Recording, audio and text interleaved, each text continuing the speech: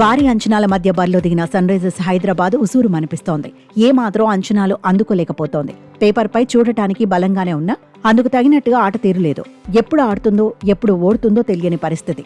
Season ఆరంభ మ్యాచ్లో record score సాధించిన ఎస్ఆర్హెచ్ ఆ తర్వాత గెలుపు జోరును కొనసాగించలేకపోయింది. రాజస్థాన్ రాయల్స్పై గెలిచిన కిక్కులో విజయాల మోత మోగించలేకపోయింది. సీజన్లో అప్పుడప్పుడు మాత్రమే విజయాలు సాధిస్తోంది. పంజాబ్ కింగ్స్పై రికార్డ్ చేజ్లో సక్సెస్ అయిన ఎస్ఆర్హెచ్ చెన్నైని ఓడించి మళ్లీ ఫామ్ అందుకున్నట్టే కనిపించింది. బ్రేక్ దొరకడంతో మాల్దీవ్స్ కు కూడా వెళ్లొచ్చింది. సైకలాజికల్ గానూ రిఫ్రెష్ అయింది. దీంతో గుజరాత్ టైటాన్స్ తో మ్యాచ్ నుంచి మళ్లీ గెలుపు బాట పడుతుందని ఫ్యాన్స్ ఎక్స్పెక్ట్ చేశారు.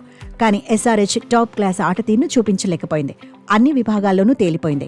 గుజరాత్ టైటాన్స్ దూకుడు ముందు నిలవలేకపోయింది. తొలుత బ్యాటింగ్ చేసిన గుజరాత్ టైటాన్స్ 224 పరుగులు కొడితే సన్ రైజర్స్ హైదరాబాద్ మాత్రం 186 పరుగుల దగ్గరే ఆగిపోయింది. 38 పరుగుల తేడాతో చిత్తైంది. అభిషేక్ శర్మ ఒక్కడే హాఫ్ సెంచరీతో మెరుపులు మెరిపించాడు. మిగతా బ్యాటర్స్ పెద్దగా ఇంపాక్ట్ చూపించలేకపోయాడు. అసలు బౌలర్స్ కూడా ఫ్యాన్స్ ను నిరాశపరిచారు. జీటీ బ్యాటర్స్ ను కట్టడి చేయలేకపోయారు. మహమ్మద్ షమి 3 ఓవర్లలో ఏకంగా 48 పరుగులు ఇచ్చేశాడు. 16 ఎకానమీ రేట్ను నమోదు చేశాడు. కెప్టెన్ ప్యాట్ కమిన్స్ కూడా 10 ఎకానమీ రేట్తో పరుగులు ఇచ్చాడు. హర్షల్ పటేల్, జీషన్ అన్సారీ సైతం భారీగానే పరుగులు సమర్పించుకున్నారు. ఓవరాల్ గా చూస్తే గతేడాదిలా ఎస్ఆర్హెచ్ ఆడలేకపోతోంది. పరాజయాలతో ఉక్కిరిబిక్కిరవుతోంది. ప్లే ఆఫ్స్ రేస్ నుంచి దాదాపుగా ఎగ్జిట్ ఇచ్చేసింది. ఇప్పటి వరకు ఎస్ఆర్హెచ్ 10 మ్యాచ్ల్లో బరిలో దిగింది. 3 మ్యాచ్ల్లో గెలిచింది. 7 మ్యాచ్లు ఓడిపోయింది. 6 పాయింట్లే సాధించింది. సన్ రైజర్స్ హైదరాబాద్ ఇంకా 4 మ్యాచ్లు గెలవాలి. 4ంట్లోనూ గెలిస్తే ఎస్ఆర్హెచ్ ఖాతాలో 14 పాయింట్లు చేరతాయి. అయితే అప్పుడు ఈక్వేషన్ కలిసి రావాలి.